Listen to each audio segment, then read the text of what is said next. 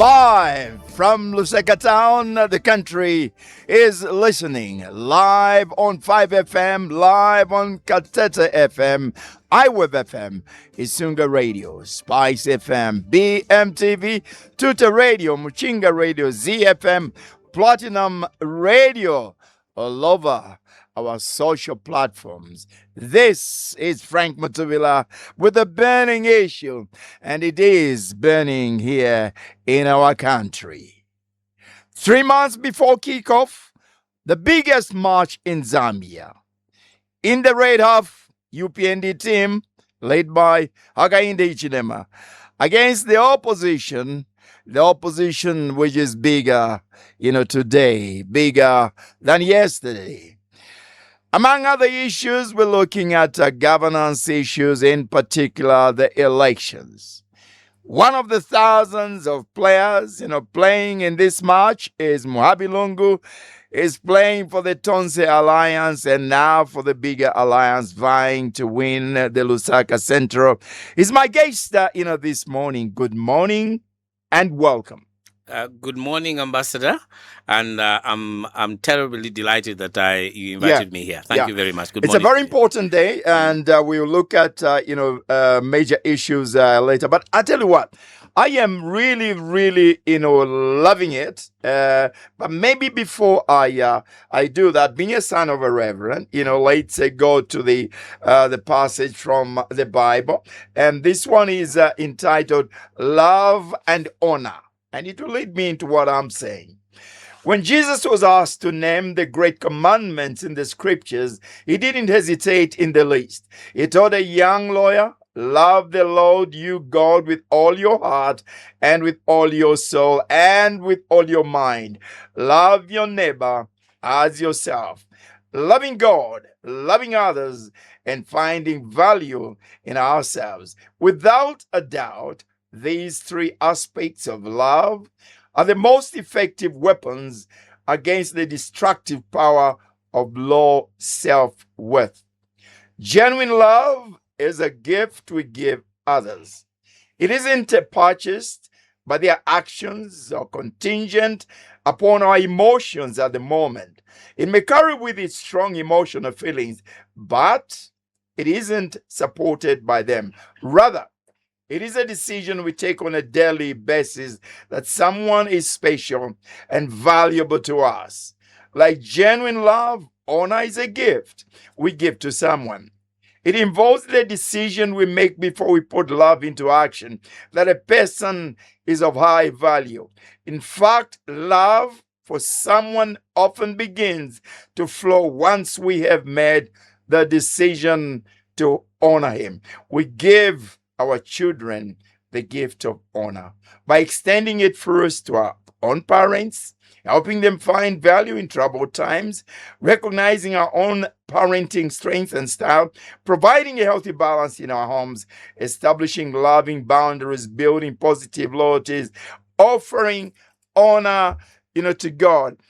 I remember a saying that says, it's not always greener on the other side. It's not always red on the other side. Do these guys, defectors, have love and honor? Not in this contest. Obviously not. I mean, for me, I think that is not even a difficult question, particularly when you consider what honor means in light of love. Mm-hmm. And people must be honorable. Mm-hmm. It is not an act of love or an act of honor for you to just think about yourself. Mm-hmm. Because alongside this passage about love, mm-hmm. when Jesus is about to give his life, he says there is no greater love than this, mm-hmm. For a person to give his life for another. Mm-hmm. So leadership always requires sacrifice. Mm-hmm. And you have to be able to put yourself on the guillotine for those who you lead, mm-hmm. and not put those who you lead on the guillotine for you. Yep. And so these people who are defecting like that, they are behaving in a very dishonorable manner. Does it shock you, that some of these young colleagues, of yours, young with a bright future ahead, Yeah. Well, I think that if it was 15 years ago, I would have been shocked. But the behavior of most of us politicians in the last 15, 10 years particularly, has ceased to shock me. Because it appears to me, and I think to a lot of people as well, that we seem to have adopted the philosophy that it is okay to behave the way we behave. Yeah. So many of us don't have shame. Many of us behave in a manner where we even want to justify our acts of dishonor. And we want to even justify our acts of corruption. We even want to justify our acts of being tribal. So the president can go to Southern Province and be dishonest about people from Southern Province being beaten on the bus. And if you hold him to account, then he makes you the enemy. Not to apologize, not to say I was misquoted or that I misspoke, but to justify what he is trying to sell to the public. So majority of us politicians right now are completely and totally dishonorable. I think that the voters have to try and panel beat us back to trying to being honorable. Brilliant. Congratulations to UPND for teaching some of these guys a lesson. There are people who have toiled with you for 25 years. They haven't benefited a lot. You can't just get somebody from nowhere, to take over, the places that are supposed to be given to those who are genuine, supporters. We just talked about, love, Muhabi. If you meet, Jesus, at the end of our show outside, in relation to what is happening in our country, what discussion do you have with Jesus? Well, as a Christian, we all first and foremost admit to say that we are not perfect.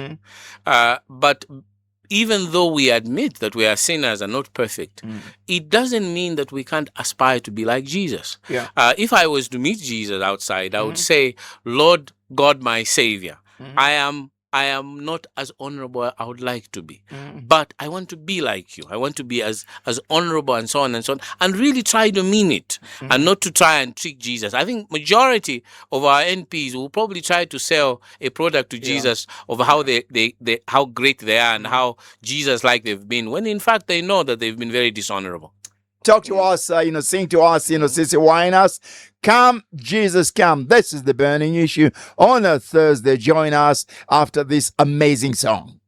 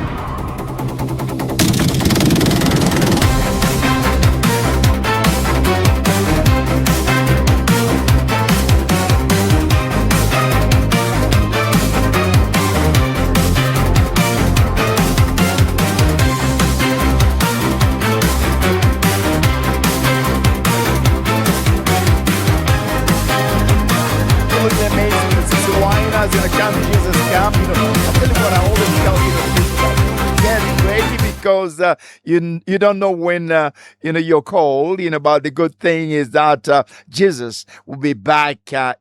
Again. Elections in 3 months. Time. So much has been spoken. So much pages in the print.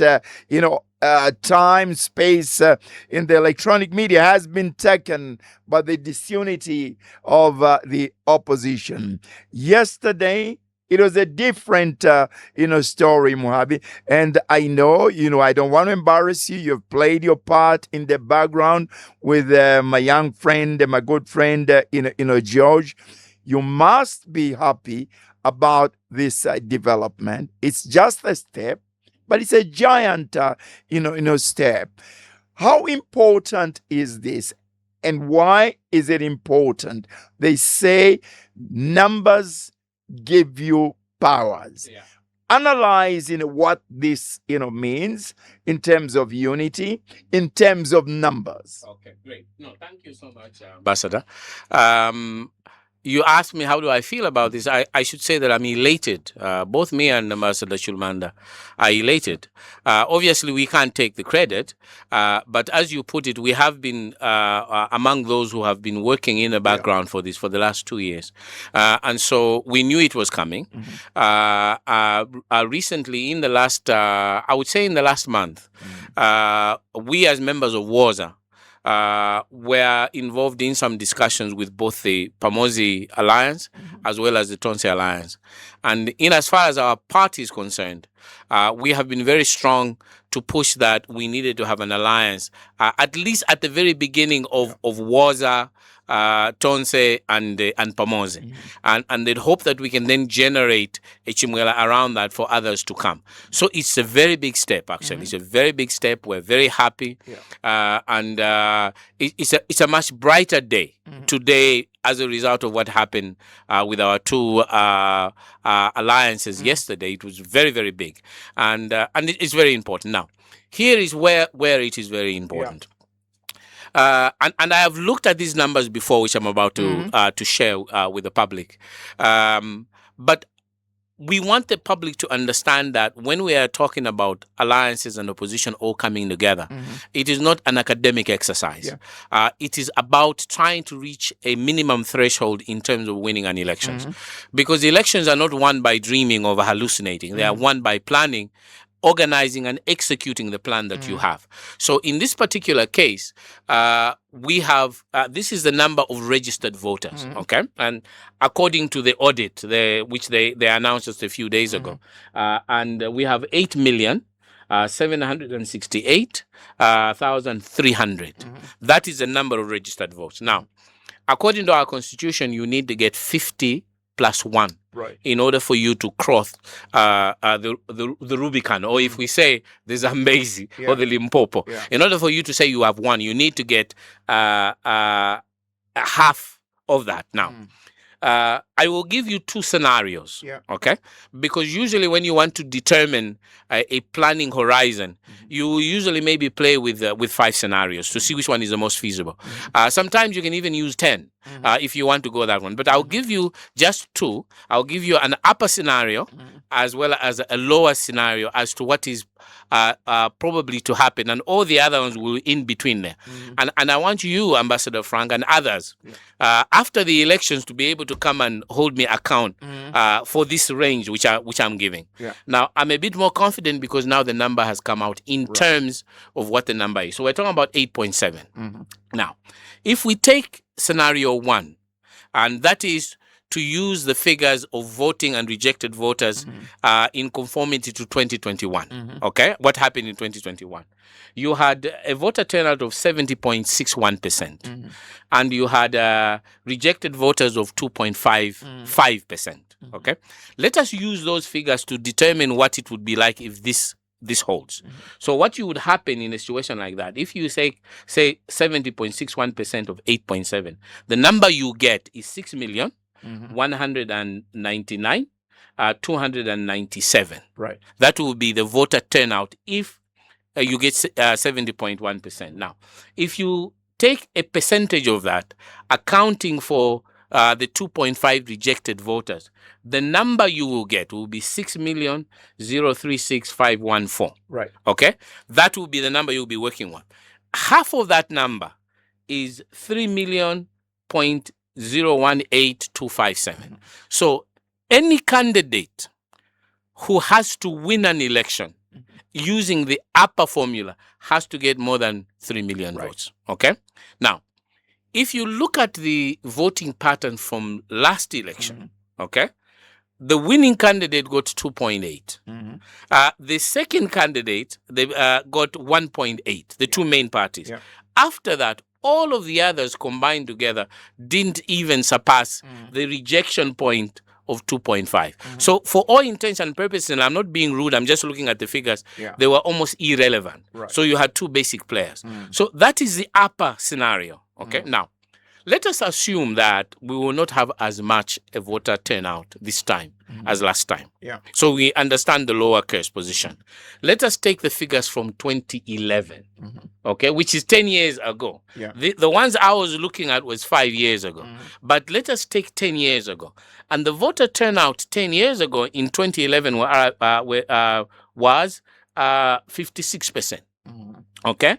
And then the rejected voters was 2.27%. So if you use this percentage against the same numbers which the Electoral Commission has given, what you get now is that the figure adjusted for both of these becomes 4,798,000. So 4 rounded off 4.8. 50% of that is 2.3. So even in the, I think it's unlikely, but even in the unlikely event that there is just a 56% turnout, which is much lower than the 76, you still need to get a winning candidate to get 2.3%. Again, if you compare that with the last elections, as I said, the UPNG got 2.8, the PF got 1.8. So for the challenger, which is where we are in the opposition, we still would have an enormous challenge for us to get to the 2.4, even in the lower case. Now, as I said, all the other probability, what will most likely end up in the next election is between these two figures. Right. Okay. Believe me, as I said, you can come and ask me about this, and I'll say, okay, I was wrong. But these are the two figures. So it makes the need for an opposition alliance extremely critical. In order for the opposition alliance and their candidate to get a figure that is above 2.3 in the lower case and above 3 million in the higher case. So this is not an academic exercise. We need to get that, given the fact that all the others fell far below before that number. So is it possible? Yes, it's possible. But let me just conclude these numbers with just one consideration, which is very important. The difference between the voters register in 2021, which was 7.023, as opposed to this current one, which is 8.7, is 1.744 million votes, meaning that you have got 1.7 million new voters. Okay, now those new voters were not on the register before, and therefore you cannot predict their behavior. Okay, as a percentage of the winning party in the last election, as the runners-up in the last second, it's a huge percentage, meaning that a lot of parameters on just the numbers have changed. You know, so anyone who is going there to stand for an election with the hope of getting 50+1 has to be aware of the numbers dynamics, because as I said, it's science. You win by science, you don't win by magical preparation. So on our part as opposition, we have to make sure that the number one candidate has the oomph, has the chimwela, has the gravitas to be able to reach this figure. Absolutely. Oh, does the 5 million voters in the UPND is talking about tickle you? What do you read into that? Yeah, I think that it's a joke. They are highly unlikely to reach anywhere near 5 million. Okay, because as I've said in other areas, if you look at the history of this country, in terms of, because this one will be the 10th elections since 1991 in presidential, right? It will be the 10th. There's only been 3 occasions in which the governing party has managed to get 50+1 significantly. Yeah. The first one was actually in 1990, where Chilwa got 74%. Yeah. Okay, and you remember it was a revolution because of longevity of the one-party state. So and there was one candidate. Yeah. Okay, as the opposition. All of the other elections in between, nobody ever got 50+1. In between, up to 2016, nobody. So President Mwanawasa, in his first term, if you recall, he won with 27% of the vote. Okay. In the second term, he got 42%. President Banda, when he won with under 50%. President Michael Sata, when he won with under 50%. Lungu, when he won the first time, or in the by-election, he got under 50%. Only in 2016 did he win 50+3%. HH, when he won in the last election, got 57%. Now, you have to remember that when he won with 57%, there were a lot of people who were voting not for him, but against the PF, for whatever reasons people had. You also had to remember that he had no record in 2021. Yeah. So he could exaggerate about his greatness all he won. And majority of young people, the new voters at that time, could believe him and said, this guy is going to perform wonders. Yeah. 5 years down the line, I would say 90% of the things that he undertook to do, he has lamentably failed. And here there is no dispute. I mean, the core issues which matter to people, for example, the cost of living, lamentably failed. That he would enhance democratic practice in this country. Here we are talking about them actually agitating for defectors, lamentably failed. The issue that they would ensure that there is national cohesion, building of national unity, that we would all feel that we are one Zambia, one nation, because they said the PF was ethnically inclined. Yeah. 5 years down the line, never has there been in the history of Zambia where we feel so divided on an ethnic basis. So you can look at just 3 parameters, and a lot of young people have been able to see that. And so they have a record in which people will judge them by. And these 1.7 new voters have no loyalty to the UPND at all, except those who may see this as a tribal issue, particularly in the provinces where they performed well last time and they made sure they had a lot of numbers. So it is unlikely, it is highly unlikely that he would get almost 70% of the voter turnout, because when you're talking about 5 million, if even in the high case, if you're talking about 5 million, when people have turned out to 70.61, you're talking about 6 million voter turnout. What he's suggesting, you will get 80% of the vote, which nobody has ever done in this country, and he is unlikely to get it. So it's just a pipe dream. You raise a number of of issues there. Let me start with the one which is really sad, and that's regional, ethnic. There's no doubt. Southern provinces are going to back HH. Whether he performs well, Yeah, that's right. That's or right. not. In the same, vein, we're looking at a possible northern eastern, ticket. Sadly, what does this mean, in terms of the voting pattern? Yeah, well, again, it's one of the strongest arguments to ensure that you have a rallying point of one candidate by the general public, that we should not diffuse our votes. And at that level, it's not necessarily an ethnic argument. I will get to the ethnic issue in the second round. At that point, from an electoral point of view, it is looking at who won last time. And what happened in 2021 is that clearly the UPND won clearly in 3 provinces. That is Southern, Northwestern, and Western. And the main contender in those elections, which was the governing party, the PF, won in another 4. They won in Northern, Eastern, Muchinga, and so on and so on. Now, there are these 2 provinces in the middle, Lusaka and Copperbelt, which tend to swing quite easily, and they usually swing not because of ethnic factors. They swing because of economic factors and because of proximity to government, and usually they tend to go against government because they feel the pain. The urban population feel them easier. So even if we suspend those, what happens is for those political parties which you call opposition dominance, in the areas that we talked of, you cannot afford a split. What you need is a unanimity of votes in that group, because you expect that there will be a unanimity of votes in where the government won, the UPND, and I don't think they will lose that. So the argument is even more potent that you need unanimity in the other.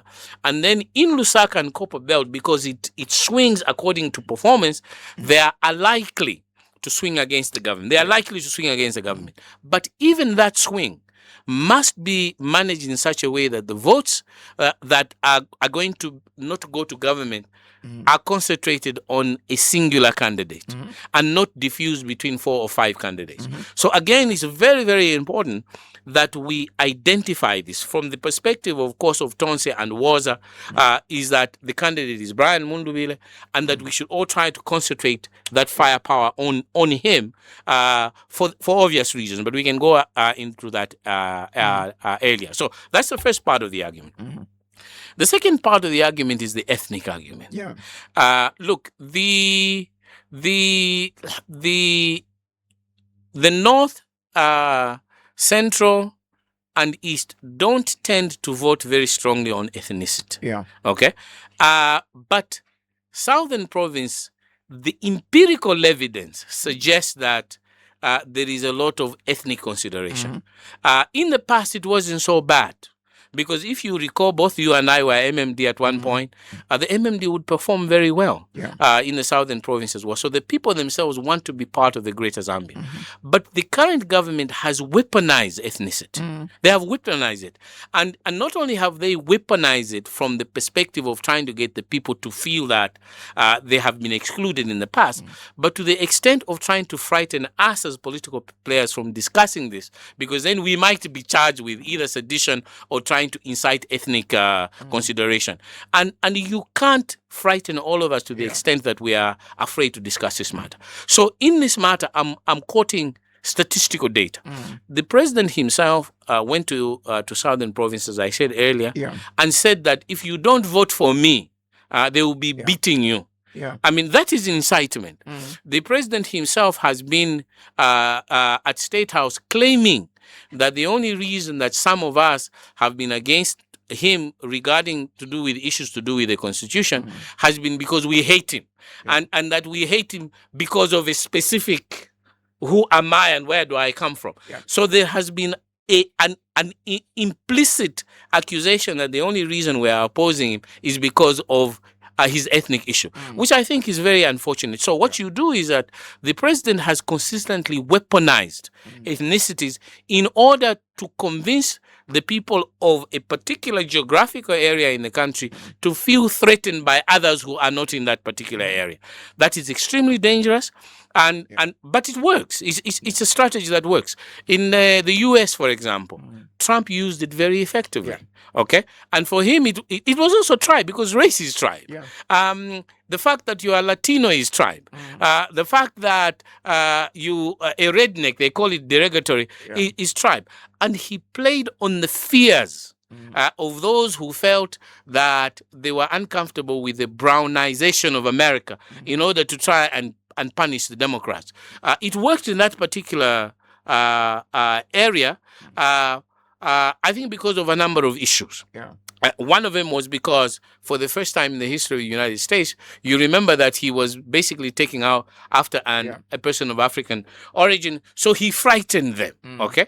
Fortunately, things like that don't last for long. And already there is a reversal. But here you have a political party that is actually trying to do this. Okay. And that is what his objective is. So he says to people, if you don't give me this 100%, then you are going to be in trouble. So I think that we need to discuss this matter honestly. I have said in other forums that tribalism is very bad. Ethnicity is very bad. I was a protege of Kenneth Kaunda, who taught me one Zambia, one nation in a very practical sense. And I feel the pain when the head of state becomes the problem and not the solution. Right. Tell me, I've spoken to a number of my colleagues, from, Southern Province. And by the way, one of my kids, the mother is from, Southern Province. So, and I get very upset, when people talk about this tribal thing. Having said that, some of my colleagues are saying they're entrenched. They want to win at all costs. Because they fear retribution if they are to live in a government. Does that cross your mind? Well, it has been said to me, like it has been said to you, from friends, from certain regions of the country. It has been said to me by family. As you're saying, you have a child. I have a wife who is from that area. My wife, originally the parents from Southern Province, the mother Lenje Soli. So my household is a very mixed household. Okay, it's a very mixed household. Not only that, I've got siblings who have been married into all areas of Zambian life. So when we gather together at my house, there are people from all walks of life. And some of them are honest enough to say, even when you join a political party that is not seen to be one that is supported in a certain region, family members even call you and say you are a traitor. Now, when you start using words like that to people within your circle, again, as I said, you weaponize them. And so you are weaponizing the political process, which is very sad. And you are old enough to, because you're older than me, you're old enough to remember, maybe you might even have covered it. Part of the argument for the one-party state in 1971, in fact, 71 until it was the commission in 1970, is what happened at the UNIP Congress in 1967. Absolutely. Okay, it was that.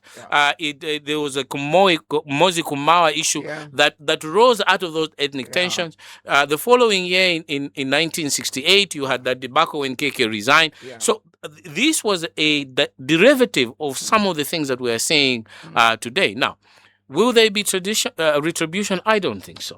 No. I think that there is no one that I know from Northeast who says that we must fix them if we win.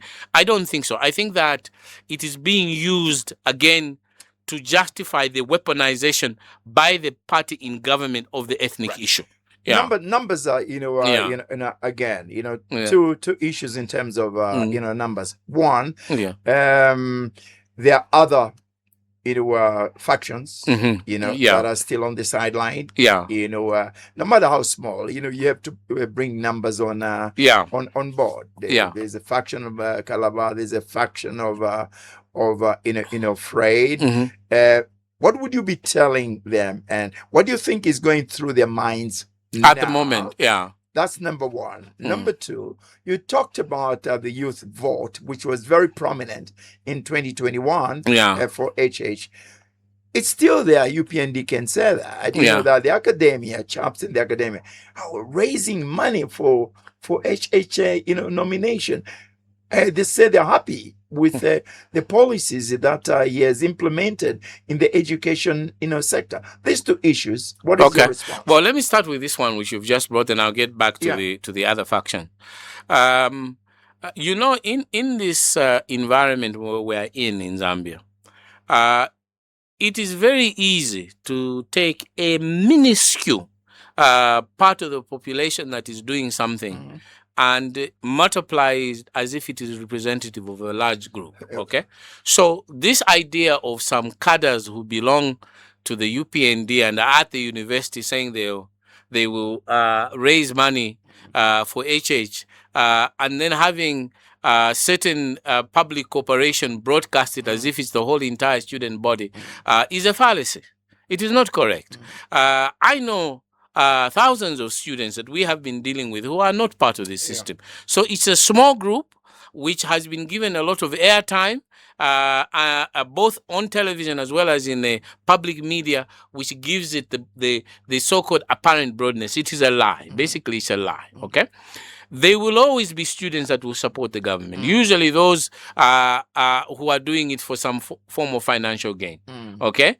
Just like we saw some pictures of videos where people who looked like they were dressed in national service colors were dishing out money at the university during that debacle they had over the sanitation. So you can create this. You can create the impression, which is not the case. It is because of those type of self-delusion that political parties in government become shocked when they lose, because they now create their own echo chamber and they believe it. So that I wanted to answer. I think that a great many students who feel the pain will be able to assess the government accurately and will be able to cast their vote for purposes of self-interest for them and not through propaganda. And as I've said, we've had 3 governments in this country tumble. And it will happen again. And it will happen again. Of course, this time it will only happen if we have got a critical mass that builds for one candidate. I think that is very important. Now, let me tackle the issue of the other factions. And I want to be very careful here because sometimes in Zambia, when we are too honest, people regard our honesty as if you are insulting someone. You know, it is not an insult. I've always been told myself that if Uncle Frank comes to me and maybe I didn't wash myself properly in the morning before I come here, and Uncle Frank says, "Oh no, I think that I can smell an odor on you," and you have smelled an odor, and then my reaction should say, "Uncle Frank, why are you insulting me?" That is not an insult. What you are helping me to understand that I have got a problem which you are asking me to try and resolve. So, but in Zambia is taken as an insult. So some of the things Ambassador Chuluman and others who have pointed out the deficiencies within the opposition political parties, we have been said that we are disrespectful and we are insulting. So with that preamble, let me now get to the question. Look, in the beginning, the reason that many of us were pushing for an agenda of unity and giving the figures as we were giving was to try and convince leaders of political parties and their immediate supporters to be able to buy into the ideas that you couldn't win on your own. Okay? And of course, as I said, some people took offense. I think wrongly took offense. At the point we are now, those of us who are still pushing for a come together are no longer addressing those political parties and their supporters. We are now addressing the general public. That we have tried to get the political leaders to come together. Some of them have answered the call, as you saw yesterday. That was answering the call. As you saw a week ago when Waza went and endorsed Brian Mutubila and Tonse as a candidate. So there are some people who've answered the call. But there are some leaders who are finding every justification why they should not answer the call. Okay? And I think for some of them, I believe that we have passed the window. Some of them will not be able to comply.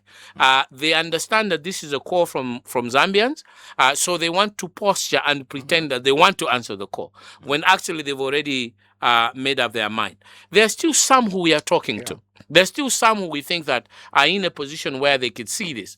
But there are others who won't. Now, those who won't see this are basically, I think, in 3 categories. They're basically in 3 categories. And I want to list this, basically. The first category are those who have got significant foreign funding towards their organization. Right. I'm not mentioning any names. I think people can. They want to please the funder. They want to please the funder, and beyond pleasing the funder, in my view, which is even, I think, worse, is that they know that if they are not on top of the ticket and they decide to back somebody else, that the funder probably withdraws the funds. Yeah. So for some of them, it is not about politics per se. Mm-hmm. It is about survival of their institution, and maybe as individuals who know that to do the right thing and support somebody else, if it's other than them, that the funds will be withdrawn. Mm-hmm. So there's that category. Right. Okay, now those people will not bend, no matter what convincing argument. What they will do is try to pretend that they want talk, and then they even blame people like me for using strong words as this is the reason why we don't want to come along. Yeah. I mean, you can't use me or Ambassador or others who are discussing as a basis. So that is one group, and I think that I've got a good idea who they are, and I think that the general public also has a good idea who they are. The second group are people really who are just delusional. Yeah. Again, the word delusional it is not an insult. It means that you have been unable to assess your capacity and your likelihood to actually win. Mm-hmm. So, for example, let me give an example of my brother, John Sango. Mm-hmm. Smart guy, accomplished guy, and he meant well in what he was trying to do.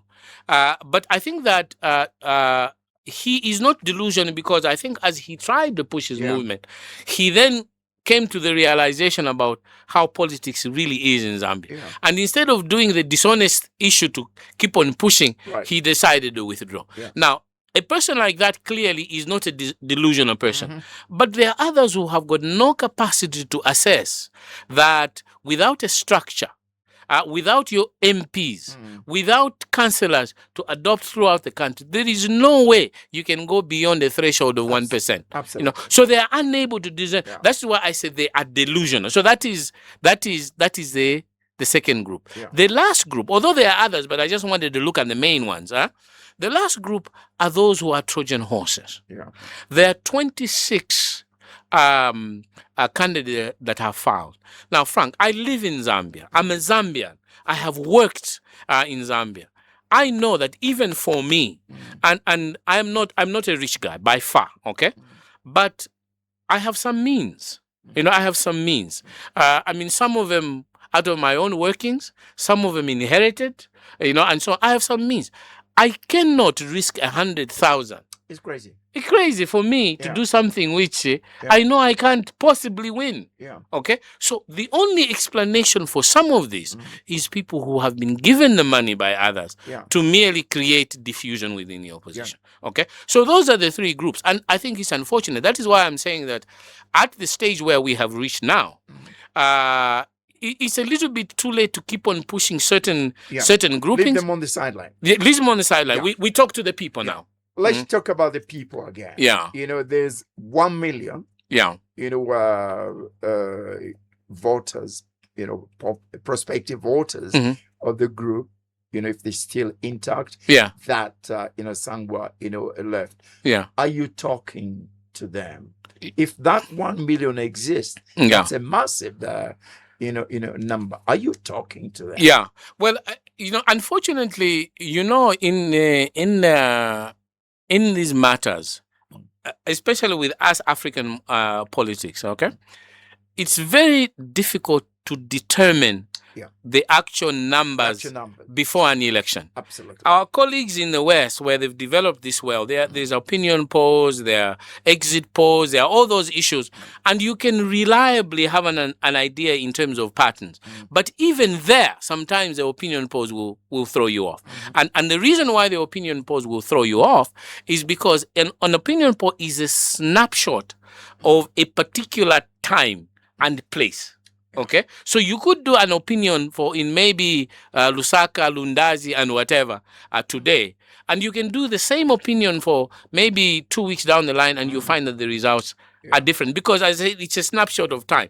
So in order for you to get some sort of accuracy, you will have to repeat that opinion poll several times, use several parameters, and then come up with an aggregate of the thing. So our friends are very good at that. We are not, and then the electorate outside the country also tends to be very honest, because there is no retribution in terms of what you say. So if you say you are a Democrat, you say, I'm not going to vote for Trump. You can even say Trump. You know that there is unlikely to be any retribution against you. Okay. But here, if you use a strong word, to say, me, I will not vote for President Chaso, if that president is in government and if he was offended, you could find yourself in jail. Absolutely. Yeah.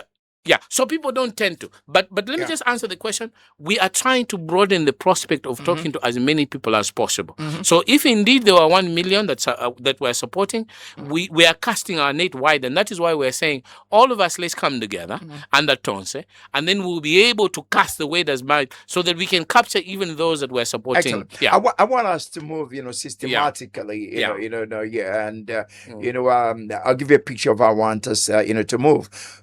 Once we thrash out this unity, there's just one question remaining. I would like us to move into the environment, and the environment I'm talking about is the limitation, the laws that have been passed hastily. Let's thrash out the unity again. Obviously, and you can't blame them, UPND will be throwing tantrums, spanners, in the works, to call this unity bluff. Yeah, of course. Okay, no doubt about it. They may even go further and flash, carrots to people who are still, in there. There'll be a lot of people who just don't want this to work because of their own, interests. What is the roadmap? What is the reaction, going forward? No, I think that, as I said, a lot of activities are going on where people who truly are genuine about trying to create a unified ticket are talking and thrashing out all the various possibilities. So we know that our colleagues want to do everything possible to try and exclude the most competitive people there. And I think that there has been an enormous amount of time devoted to looking at various scenarios of how we move. It would be imprudent of me to just divulge them on a show like this, because I'm sure our colleagues are listening. They do listen to us, and sometimes they then counter us by the things that we are saying ourselves. Suffice to say, I think that we are trying to be as thorough as possible to ensure that they do not exclude us and we don't have a situation where we have a de facto boycott. I mean, some of us have gone through these boycotts, and I would never suggest to anyone that we should consider any form of boycott or whatever. We have to participate under whatever methodology so that we hold them accountable. Excellent. Before we move to the environment, I think the key, question: are you the ones who can change the fortunes, of this country? Why do I say this? But the UPND is saying they've done enough, to lay the foundation for a better, tomorrow. They're talking about some of the people who want to come back, who failed, lamentably. Yeah. Okay. What are you offering? Why do you want to remove, this government and take over? I've heard 101, things. We want to reclaim, our country. We still have the same Zambia. Which country do you want to reclaim? So just paint a picture of why you to change. Changes, yeah. Yeah. Okay, let me segment it. Before we talk about the environment. Let me segment it into three ways in which I can answer this. The first one is really the claim that they have done wonderful things. I want to just briefly be on that one.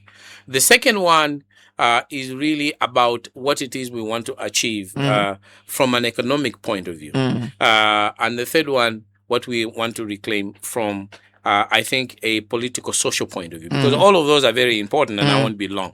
So from the perspective of them having achieved a lot of things, I would like to put it to the public that, in fact, what the UPND have achieved has been very little. Clearly, they have achieved some things, okay? But on the balance of probability in terms of what they undertook to do, they have achieved very little. And there are indicators to this that we can all look at. So one of the indicators, Ambassador Mutubila, is, so many of the members of parliament who have been members of parliament have subjected themselves to UPND structures. And the UPND structures have rejected so many of them. Okay? I think we are all aware of that. Now, if your MPs are being rejected in mass by your own supporters, surely that has got to be an indication of the overall picture of how the people in the communities feel about the UPND government in totality. I'm sure you have heard the saying, I've heard this. Bakaunda, he wasn't really a bad man, but it was those people around him. People say that. Chilua, he was really, if you got to know him, but same thing with Arabi. What voters tend to do is sometimes they may not have the guts to show you in your face that you are the problem, but they will go for all those people around you because they want to give you the message. And I think that is what the UPND are doing. In the constituency where I'm interested in, I've applied to stand in Lusaka Central on a Tonse ticket. And I do know that when I go around the community, what you hear about the incumbent is frightening about his failures. You have a situation where they've had no water in Bauleni, for example, for the last 2 years. And they're doing everything possible now. They're digging up roads in Bauleni, even Lepazi Hill from Nyumbayanga, whatever, just to prove that they want to connect some form of water. And the people are not that fooled. So that is one. Now, the second part was, what are we going to promise? When we were in negotiations with Tonse as Waza and the Zambia we want in particular, we made it a point that in our discussion we exchanged documents. So we exchanged our manifestos, we gave them ours, and they gave us theirs. We were invited at the launch, and there was also exchange of documents, which was held as very important. That is the minimum program, which we think needs to be done within the first 1 to 3 years, which includes something like the constitution. There was the issue of a social contract with the people, and real issues which we thought were very important. And so from the governance point of view, both Waza, Tonse, had agreed that you needed a minimum program in order to execute to do with the constitution. So and then you saw that President Mutubila just a few days ago, yesterday in fact, he said that in fact it's in today's, he said it yesterday, but it's in today's paper, that there will be a reappeal of some of the bills that have been passed at lightning speed, which nobody has really even looked at. It's crazy. It's crazy. And we said we'll go into that. But all of those are issues to do with rules and regulations by which you govern a country. So we are on agreement as the Tonse Alliance in terms of what we need to do from a governance point of view. We have undertaken that we must have a fourth republic constitution within the first 3 years. And that is very fundamental and very important. So there is something that very congent. Thirdly and lastly, there is something to do with the economy. Okay, look, no matter how good we discuss about issues of governance, the majority of people may not be so keyed in on the process itself. What they want is the outcome. And usually the outcome is economic matters. And one of the greatest complaints from the majority of citizens in this country is that we have become spectators in our own economy. So we see foreign multinationals, we see big business from outside being extremely dominant. And we, the owners, have become, as I said, spectators, or we have just become hewers of wood, basically. And the PF, the Tonse Alliance has always said that we will get back to the policies of pro-poor. Right. We, in the Zambia, when we were sharing our manifestos, we wanted them to acknowledge that we believe strongly that the means of production must begin to gravitate back to those of us who were born here, have raised our children here, have grown up here, so that we can control the means of adoption. So that is, I'm going to ask you, one question, which is a cocktail. Yeah. Okay, please. Okay. And then towards the end, when we open the lines towards the end, now we'll talk about post elections. Yeah. Okay. This question relates to the environment. Okay. Now you've got this big team. The environment is very, very critical. Yes. Okay. What am I including in that? Okay. The qualifications, the nominations, the acceptance, the campaigns, okay, in view, of the latest law, the public, gathering, okay, the whole works, but before you get, to that, a critical question: how come this government has gotten away with almost anything they've introduced in terms of governance? The constitution amendment, Yes. almost everything, okay, without any opposition, okay. And when I talk about non-opposition, that includes the judiciary, that includes the parliament. So bring in all those governance institutions, how we arrived at this stage and how this relates to the environment leading to the elections. Spend about 5 minutes, and then after that I would like to open the phones. Okay, all right. Okay, the first reason why I think that the UPND have been able to get away with this is simply the character of the UPND itself. The first thing, okay? There's a second reason, but the first one is basically the UPND character. In a multi-party system, whether voices of dissent are coming from political parties or from church organizations or from foreign bodies like ambassadors, like the Law Association of Zambia, at minimum, it is expected that those in government will heed to the warnings that are being made by others. And that even if the other groupings that are saying the things that they are saying do not have enforceability, that the government will at least be able to say, okay, these are alternative voices. Can we be able to adjust what we are doing on the basis of these concerns that have been put forward? What this government has been able to do is what no other government has been done. Again, young people may not know this, but you and I would know. Kaunda, even in the one-party state, if the church stated certain things, he would back off. The church broke out, the talks between, Chiluba and Keke. Yes, that's right. At the cathedral. That's right. At a time when Kaunda had so much power, he could have said no. No, he could have said, go stick it, But here was Kaunda who had he had real power because it was one-party state, and used to listen to the trade unions. If the trade unions put up their, he would listen to them. I remember once, I'm sure you will remember this incident, you were probably even there, that there was a press conference which Kaunda was holding once, and he said something about the British, and the British ambassador actually stood up at a press conference in State House and countered Kaunda, and we were all stunned. And I remember that. And, you remember? Yes. And the BBC reporters were there, and Keke asked them, to ask if they had anything in the country. That is right. So he listened. I know that Chilua, as we said, when he was fighting for the third term, when there was this kind of pushback, he withdrew. And that is the same for President Lungu and for even RB Mwanawasa. All of them went through a situation where if alternative voices said something on GMO with Mwanawasa and so on, there was a retraction. This government and the character of our current president and the character of the UPND is to dismiss everybody who expresses an opinion as either being ignorant, sinister, or just downright up to no good.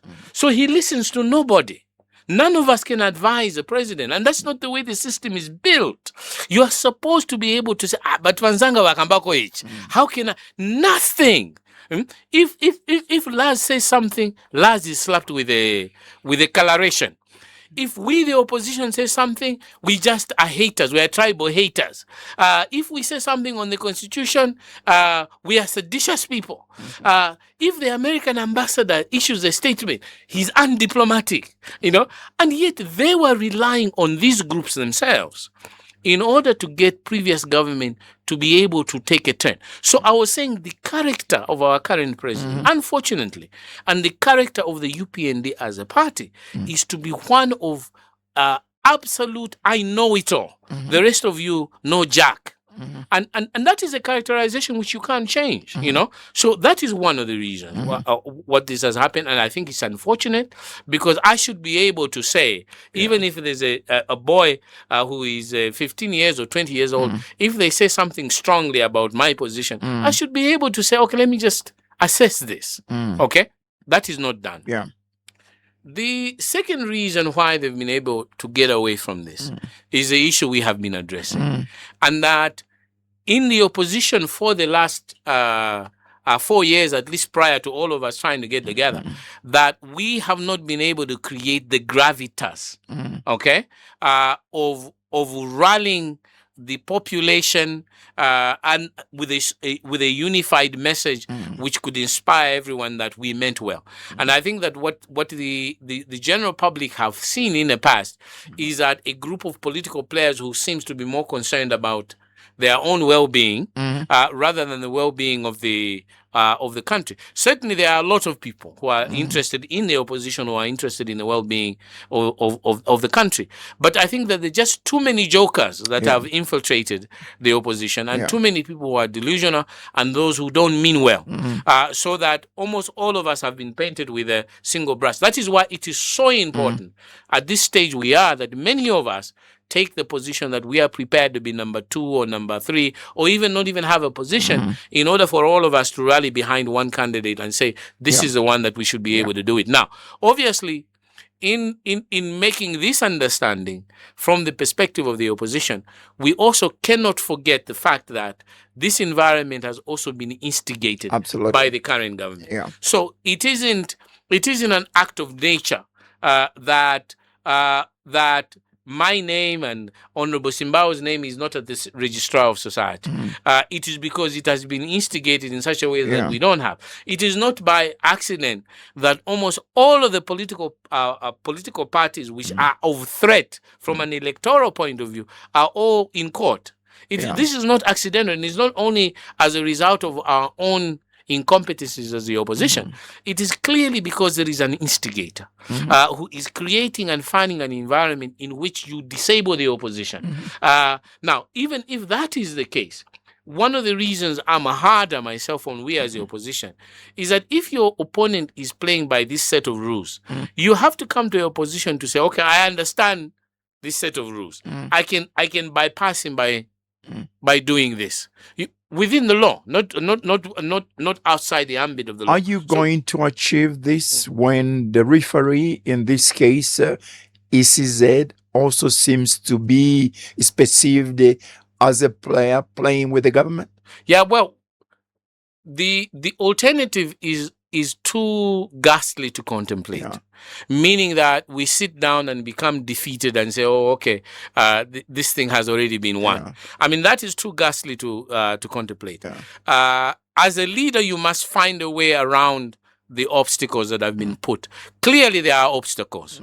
There are impediments. There are roadblocks that have been put. A big chimtengo of a tree, a ginormous tree, has been put right in front of you. You have to depend on the fans, who are the people. Who are the people to be able to cut that tree and create a pathway.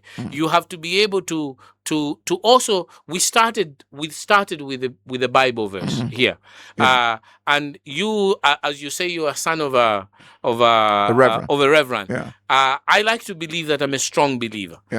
Sinner though I am, but I like to believe that I'm a strong believer, and I think that there is a point in some case where we ask God to intervene, but you don't ask God to intervene and you just chinkezi, I don't know, Mulungu as a solver. No, you ask God to intervene, you pray, you kneel and ask, but then you also exercise and you are ready to be able to be part of the process of cutting the tree that is in your way so that you can pass through. So, irregardless of the fact that we think that the playing field is not fair, we have an obligation to ourselves to be able to ensure that we find a way. Right. And I think we will find that Excellent. way. One quick question before I open the lines. Yeah. The performance of Parliament. Yeah. The performance of Parliament. What is your analysis? I think that it is probably the worst Parliament in my adult life when I've been observing Parliament. Certainly the manner in which things have been done are just atrocious, Ambassador Mutubila. I mean, look, how possible could it be that you can pass 77 bills in 10 days? How possible? I cannot recall in the history of Zambia where this has been done. And the whole essence of members of parliament being representatives of the people is that you bring a bill is tabled to you, and during the time that parliament is not in session, you do what? You go to the people who you are representing. You are not in there in your own cognizance.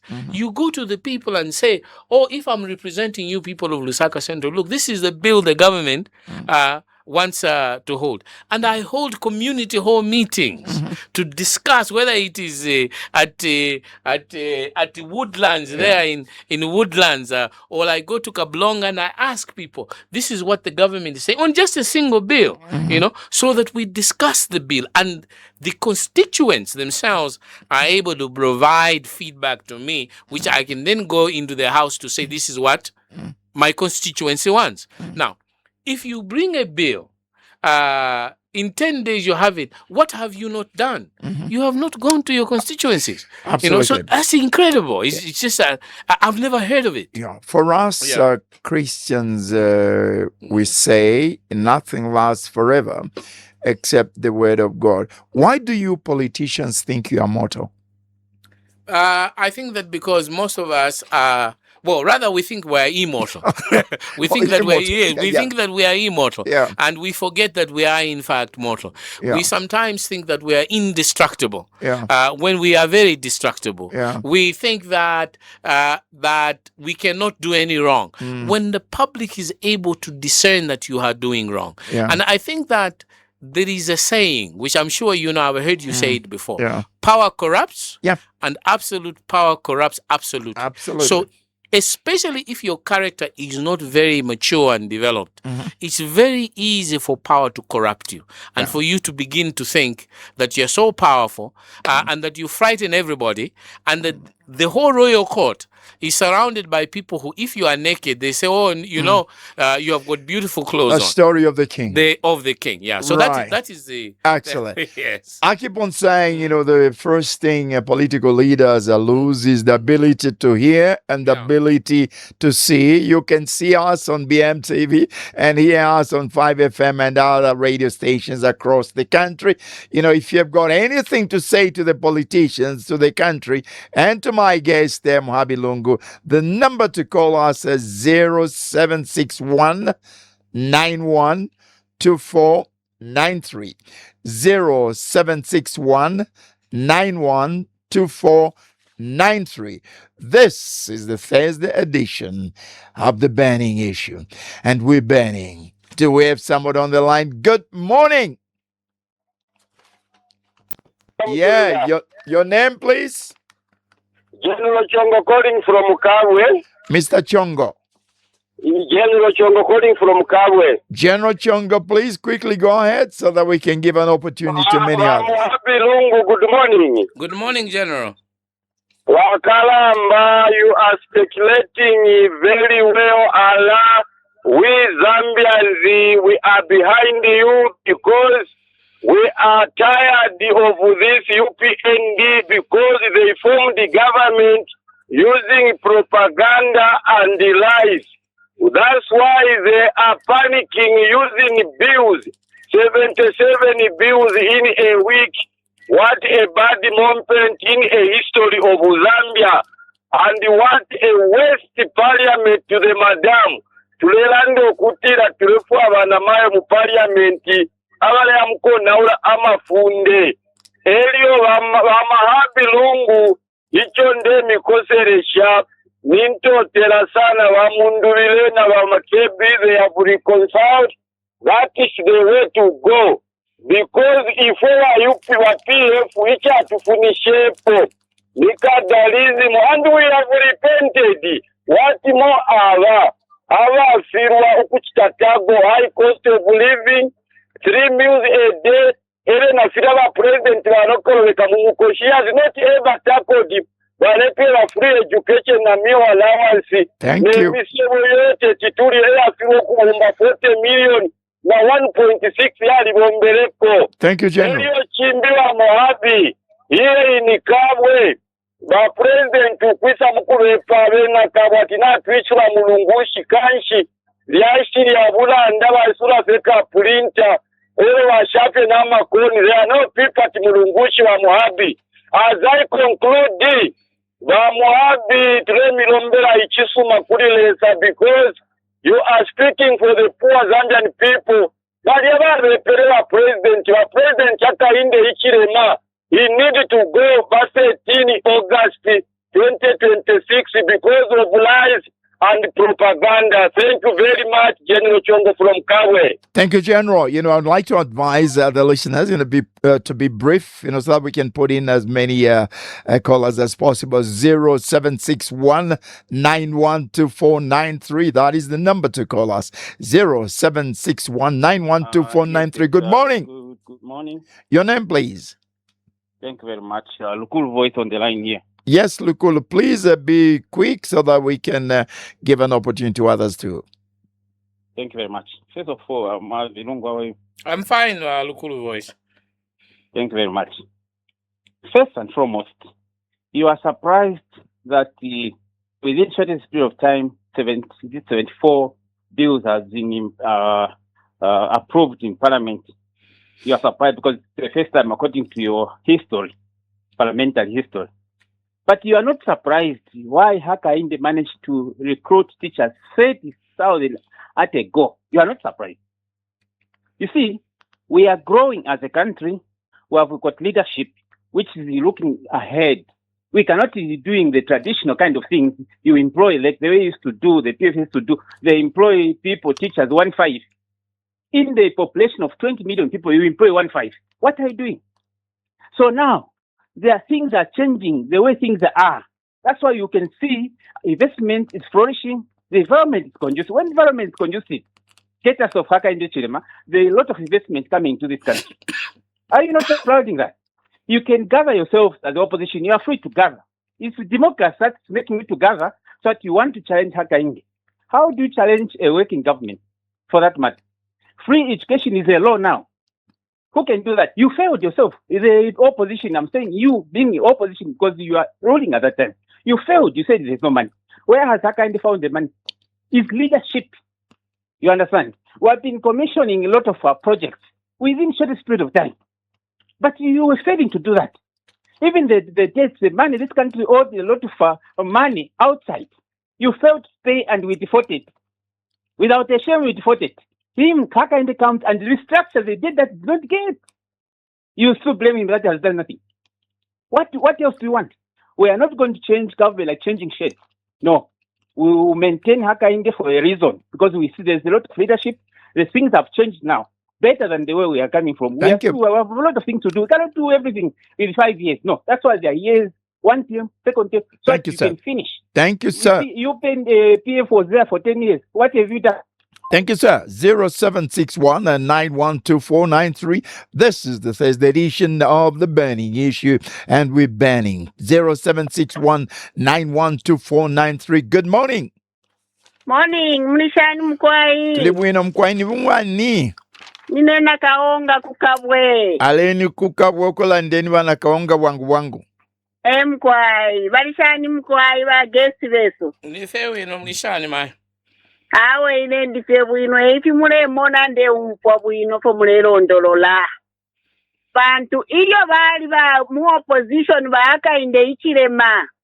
bali tulaire fintu ifingi tata ifyo tebalekolozekana mu mukoshi tu shuga tu soti tu saladi lelo siri kwisa bali sangire fintu kachipa nankane ubunga bwali pali wamishani lelo fyonse bafita imuzisiri ifo fwebena Zambia fo bala ilobufi titwaimini na pasweka ni Brian muntu biro tuli nankwe tata pano tulepo ya lubule na isi Joseph mabiu baletere mu last minute ati nga mwaimini na babiri nangu batatu nishimwai katwa butungulu shibwa musango shani akainde ichile matako ntololwa atulanga turukala yakwe isi tulefuwa yako bati mwebe na Zambia yentuma kapi isi sine Brian na Makebi baisa pamu na ipo bene Zambia kentuikatane ububu teko buleya batu nga tuwa upana himi 5 years ala mwebe na Zambia tutendera kuma kufi tuachula kuri ububu teko kunsala bwaleta Thank you. tuakana mwishina na ba Yesu baleya fire in Jesus name. Thank you. We're taking another call, then my guest will be able to answer that. 0761 912493. 0761 912493. This is Good 5FM. morning, Good morning. How are you, sir? I'm good, thank you. Veteran journalist and broadcaster, Frank Mutubila. We appreciate you, sir. Nilesa Mkwaina Totela. Please go ahead. Mr. Muhabi Lungu, how are you? I'm fine, and how are you? Elvis on the line. Okay. Yeah. Mr. Muhabi, yes, we know the economy was down, and this government has tried to resuscitate the economy. Secondly, you cannot tell me that the promises the UPND made to the Zambian people have not been fulfilled. What I can say, 90% of the promises, let me start by free education, they have done that. Recruitment of teachers, they have done that. Payment of retirees, they have done that. Students' loans, they have done that. Increment of CDF, they have done that. They have also allowed the workers to take a partial withdrawal they have done that. Those are the promises they were making. The only promise which has gone down without being fulfilled as at now is the issue of reducing the cost of commodity. That one I accept. Myself, I accept that one because there were challenges. We had the drought, we had the load shedding. So most of the businesses went down due to load shedding and the drought itself. So for me, anyone who will tell me that the UPND has failed, I would not agree. My child was going to school free of charge. He completed last year. And when I go to my village, Mwanachama, I see the children going back to school. Schools are full. Desks have been provided for the school. We have also the school feeding program. Although this is a start, it has got challenges, yes, but I know they will be polishing up. Most of the schools have been classes have been built in most of these schools. They have increased the number of classroom blocks in these schools. So for me, Mr. Muhabi Lungu, let's be realistic. As at now, I can see no challenger to President Hakainde. Thank you, Elvis. Because one, I'm finishing my veteran broadcaster. One, the opposition right now are fragmented. How many PFs do we have, Frank? How many presidents do we have in the PF? If you look at these other opposition political parties, it's just a name on paper. So for me, whether you regroup, you do what? I'm telling you, Hakainde Hichilema is unbeatable. He is very unbeatable because you, the opposition, cannot match his prowess. Thank you very much, Frank. Thank you, Elvis. Let's delve without it 2 3 minutes, and then we can see if we can put another in Yes, I think that we've had 4 callers. Yeah. I will not deal with the first call from Machongo. and Nakalonga number 3, because I think that we are on the same side. Let me deal with the two from Lukulu Voice and also from Elvis, and I'll start with Lukulu Voice, or maybe let me start with Elvis. You see, when both of the callers who are clearly supporting the UPND, and it's their right to support UPND, begin to look at things that have been achieved, all of them talk about the first thing that comes to mind is free education, you know? And I would like to say to them that free education was not introduced by the UPND. Okay, there wasn't. UNIP had free education. The MMD, even the MMD had elements of free education where certain levies and so on were taken out. The issue of free education becomes such a big issue now because there was a policy frame of the PF at a time because of certain contingent issues. So when they say we introduce free education, they should not make it appear that it's a novel idea which only the UPND have brought forward. I went to school because of the free education, so did you, and many others. So that is one, I think, that has to be understood. It has to be put in that context.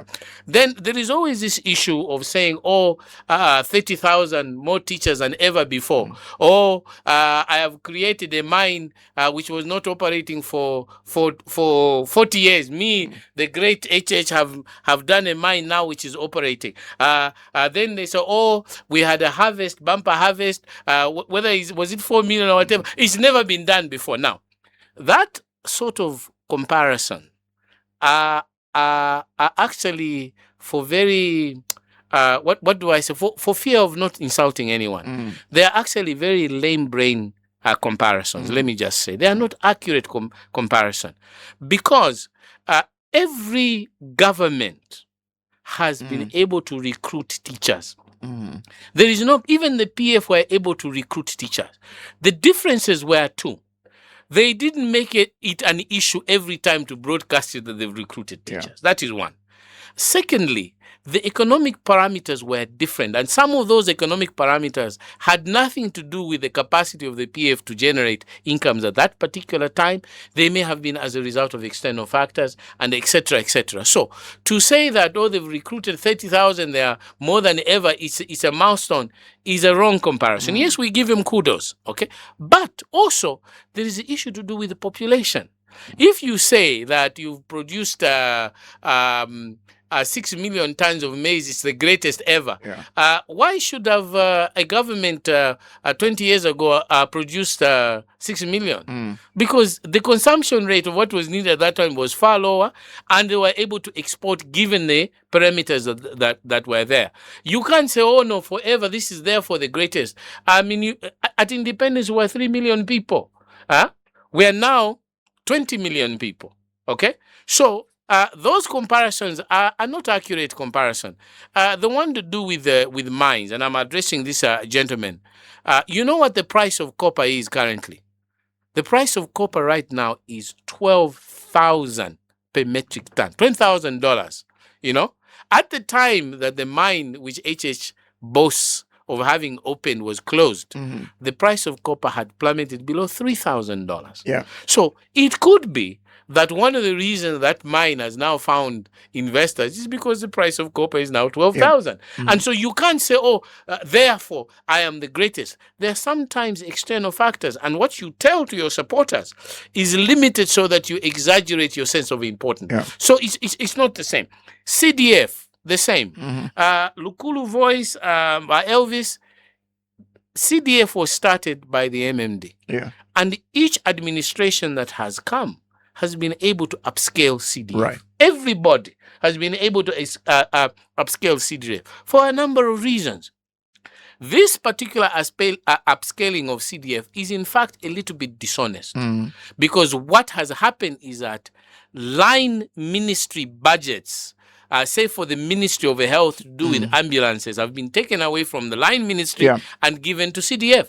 Line ministry under the Ministry of Home Affairs, which was to buy police vehicles in Home Affairs, have been taken away and given CDF. So what you have just done is actually change the spending agencies. You have not really upscaled it.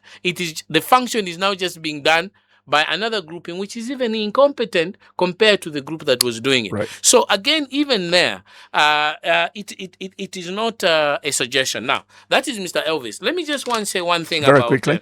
About Balukulu Voice. Balukulu Voice. Again, I honor you for supporting your party.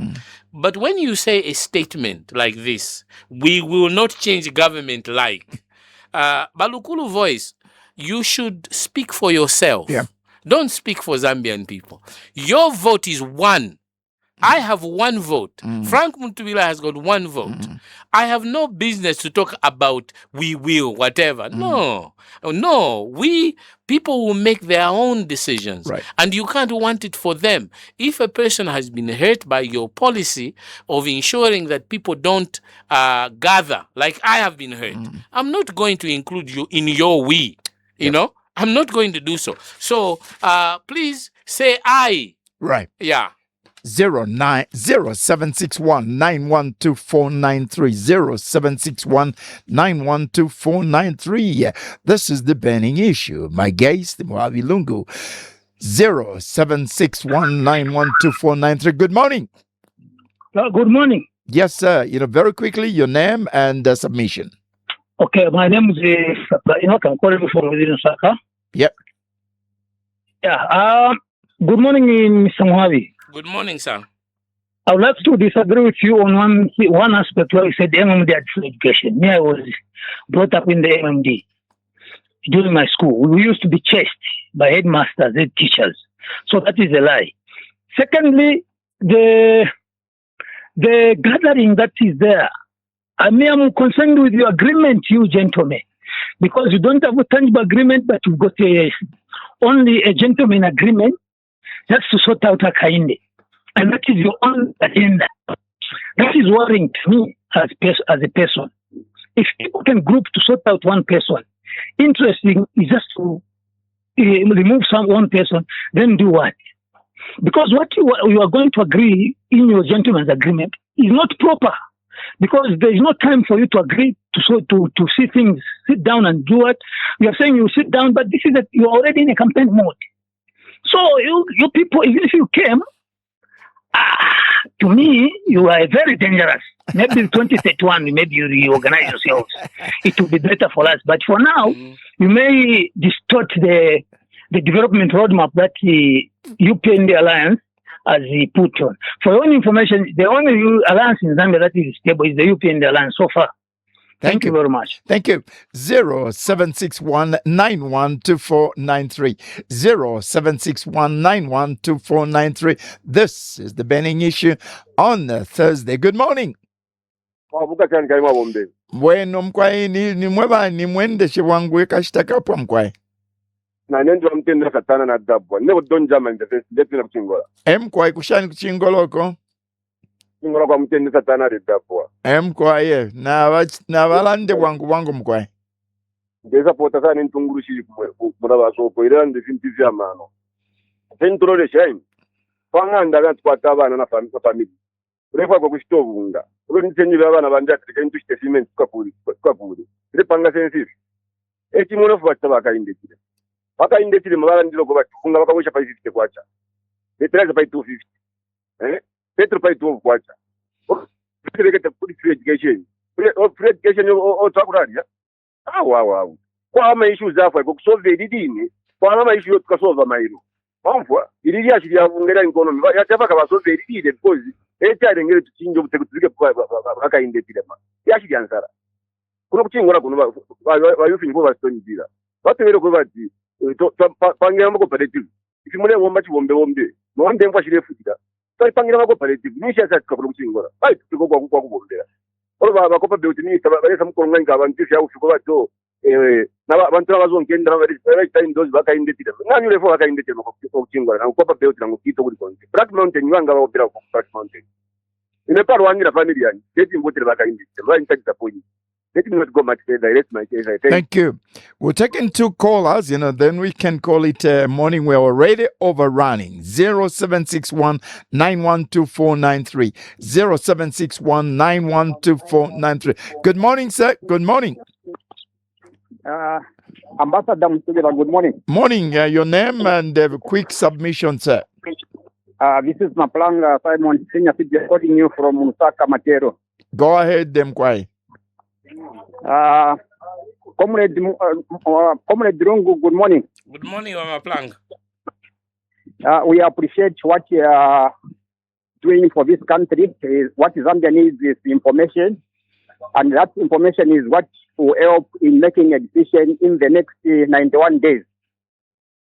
My appeal to the many Zambians, well-meaning Zambians, is that they have to look for their voters' card and their NRCs to help in removing this big tree which is standing on the way in the governance of this country.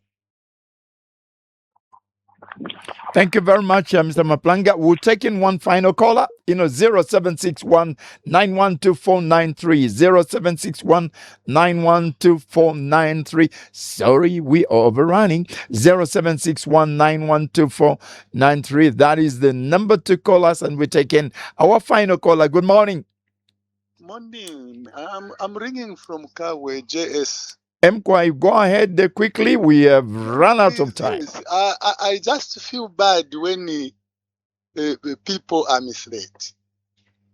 That is the problem I have. Go ahead, sir. Well, I know the person that you have there is learned, but he knows which law, for instance, in Zambia, where the MPs have gone back into their areas to consult people. He has been there in UNIP, I know. That has never been happened. Two, you can't say nothing has happened. Again, you are misleading.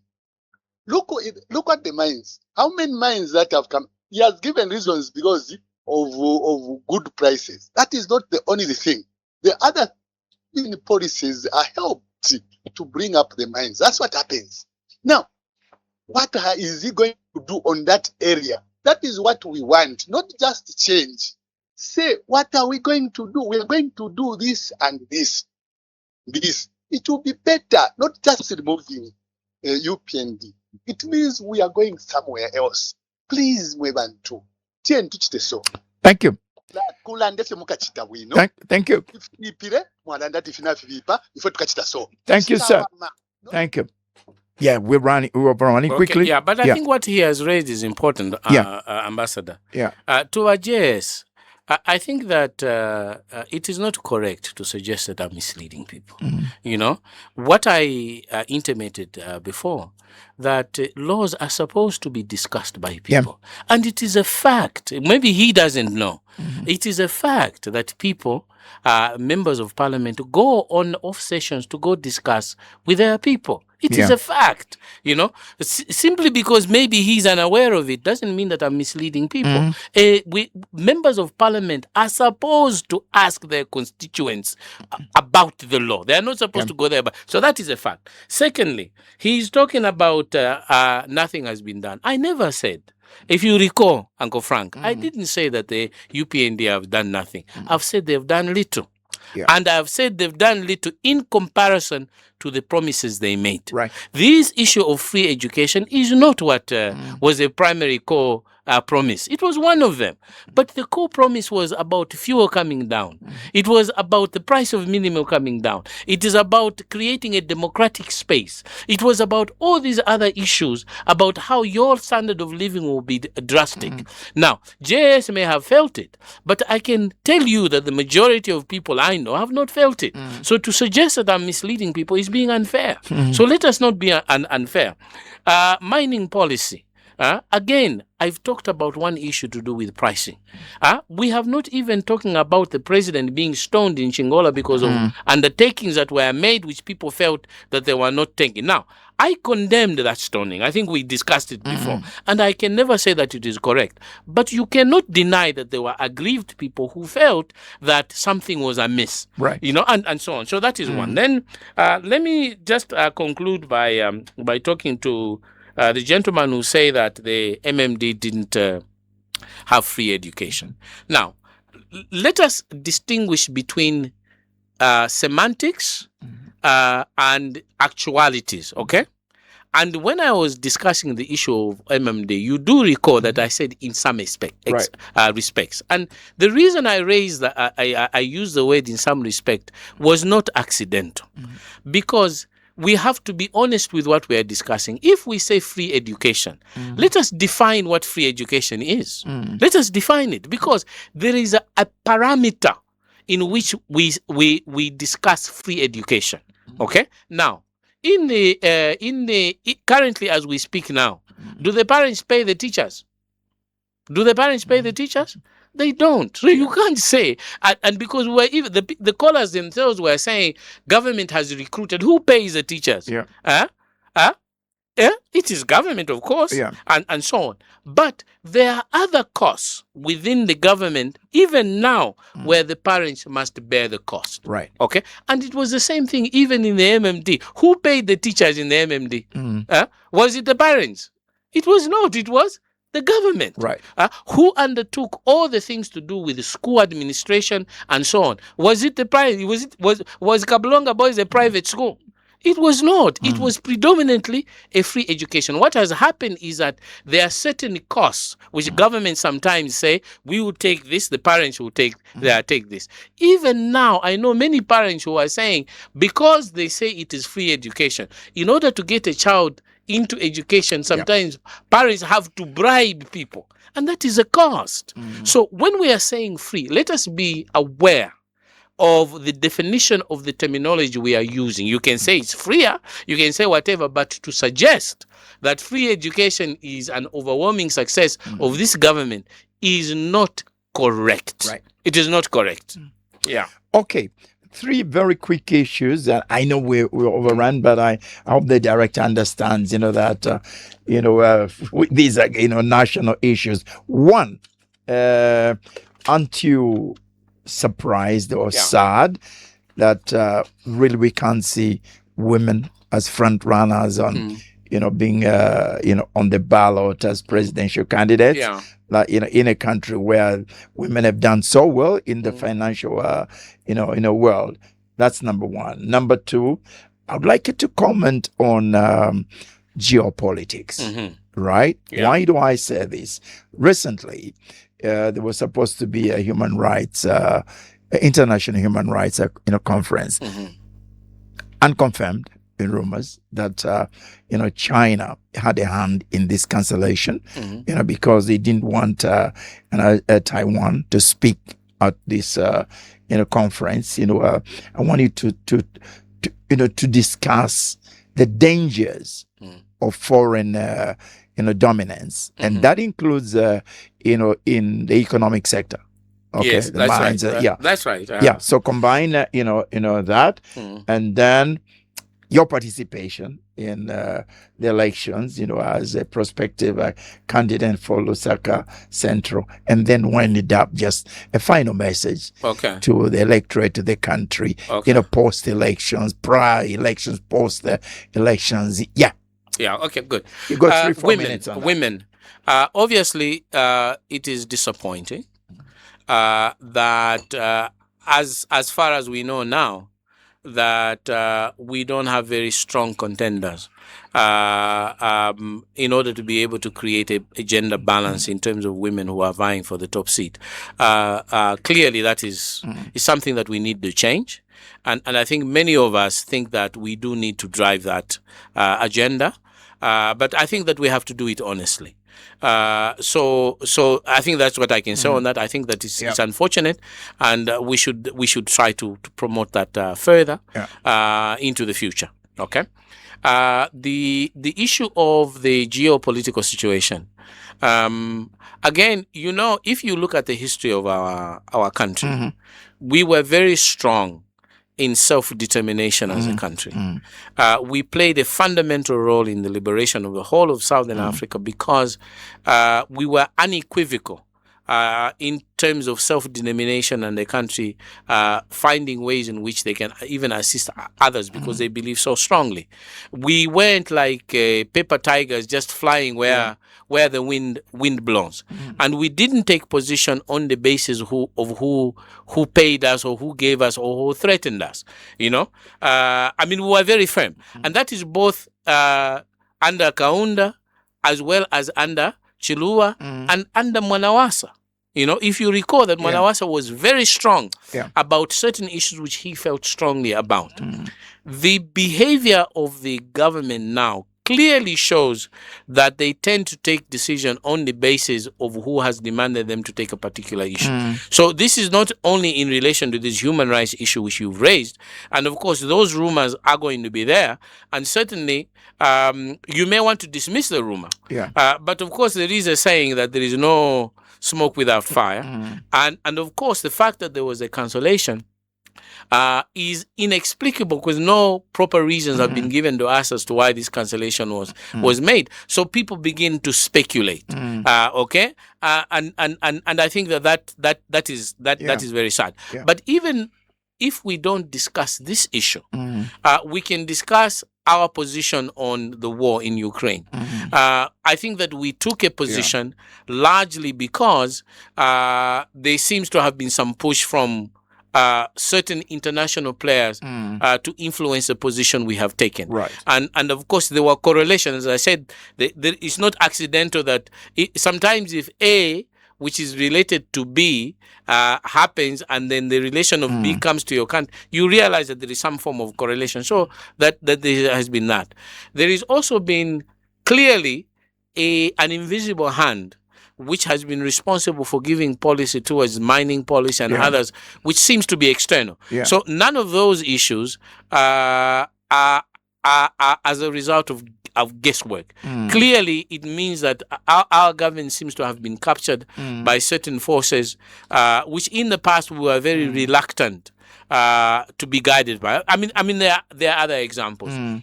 We need to get back to a policy which is clearly non-aligned, which is common sense, which is in the interest of the country and its principles and its objectives, rather than in the interest of those who are pulling the strings. And that is why even earlier on I was saying, you know, when you have the factors of production owned by others, you are much more susceptible to blackmail.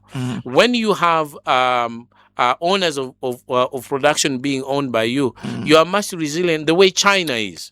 Okay. So that I think is very unfortunate, and it's a subject we can spend an enormous time to discuss. The issue of myself, as I said, I have applied to stand for Lusaka Central on the Tonse ticket. Yesterday I was interviewed by the constituency committee in Lusaka Central, and I've also been interviewed by the district of Tonse. I hope that I will be successful, and if they choose me, I will stand for Lusaka Central, and I'll be very aggressive in campaigning towards before. As you know, I've stood in Lusaka Central before, and by the fact that I lost has not deterred me. I stood 15 years ago in 2011. I will learn from my mistakes, what I did right and what I didn't do. I was number 2. I was a very, very convincing number 2. I hope that this time, if I'm given the opportunity, I'll be able to emerge victorious, and I intend to work very hard to do that. I would be a very effective NP for Lusaka Central, both as a member of parliament, speaking for them and bringing bills to them, which I promise I would do. I will not legislate what I think or what the government wants to do. I will bring those things to them, and also at the level of developing the project. My last word, Ambassador. Just before that, in your final submission, in your final message, please take on board what it would take, whichever government comes in, what it would take to make the public, service open, effective, to the country, and also what it would take to unite the country again. When people say we want our country back, I think basically what they're saying is that they want a united, yes. So those two issues in your final submission. In my final submission. So let me talk about the issue of what it will take to ensure that government is run properly. Look, those countries that succeed in bringing about fundamental change to the standard of living for their people, operate a rules-based society. And that those rules that we agree to use as a process of governing ourselves are consistent, they are predictable, and even the reform of those rules follow a predictable line which is consultative. Okay? Now, that hasn't been done. The Constitutional Amendment Bill 13 was rushed through like no man's business.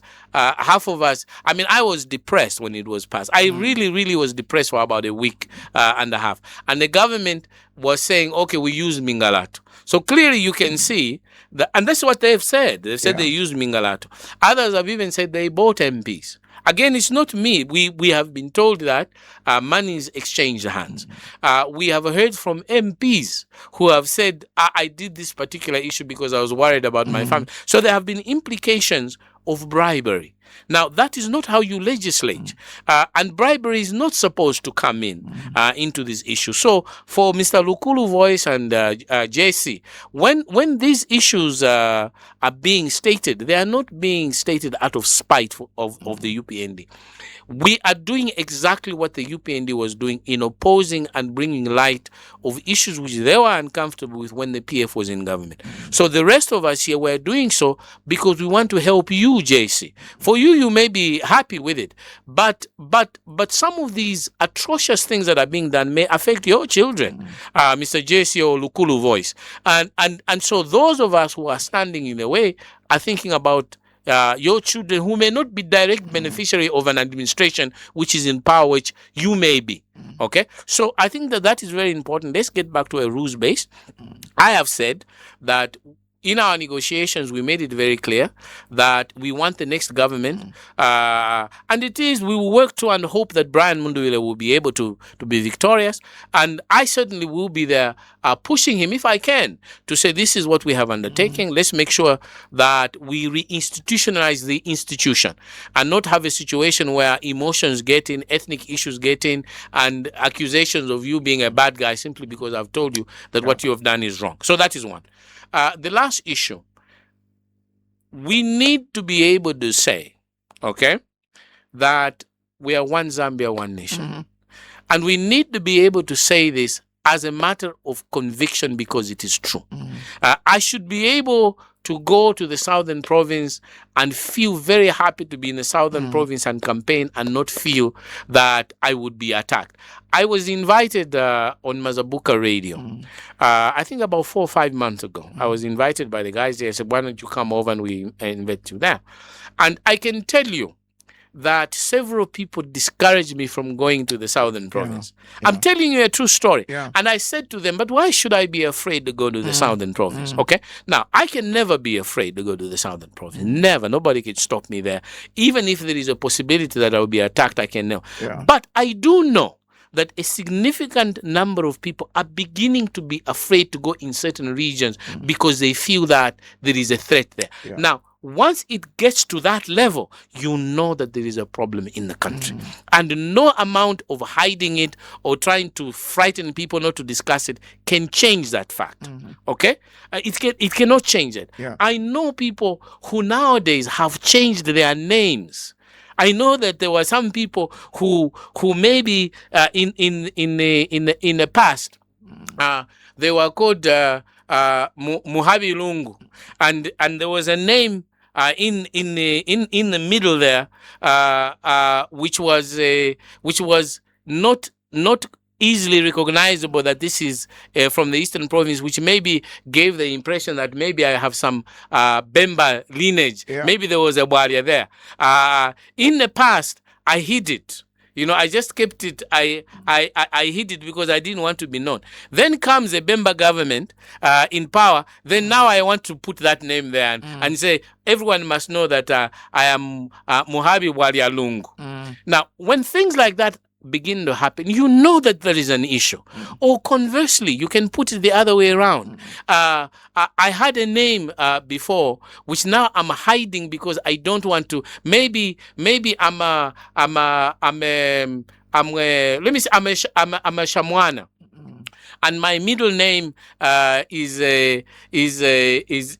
Lungu, because maybe my father was a Lungu, and so I put Lungu. And but because now I realize, no, if you have the Lungu name as part of there, it might even disadvantage you from getting a job, and so you drop them. I know people who have done that, and if the government should dare to take me to court for this, I will bring chains of people who have changed their name in the last 5 years, either to make a name more prominent or to make a name less prominent. Reasons?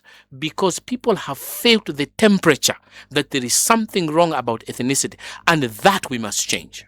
We must be one Zambia, one nation. I'm working towards it. I know that we as the Tonse Alliance, WOZA, the Pamosi Alliance are going to be pushing for the agenda of making this country one Zambia, one nation again. Muhabi Lungu, I thank you.